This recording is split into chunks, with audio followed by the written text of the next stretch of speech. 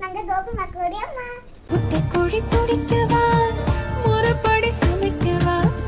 எலும்புக கடிக்கையில் என்ன கொஞ்சம் நினைக்கவா மஞ்சோறு ருசிக்கவா சமைச்ச கைய கொஞ்சம் ரசிக்கவா முடக்கத்தை ரசம் வச்சு மடக்கத்தான் பாக்குறேன் ரெட்டை தோசை சுத்தி வச்சு தாவ காக்குறேன் முக்கண்ணே நுங்குதான் நிக்கிறேன்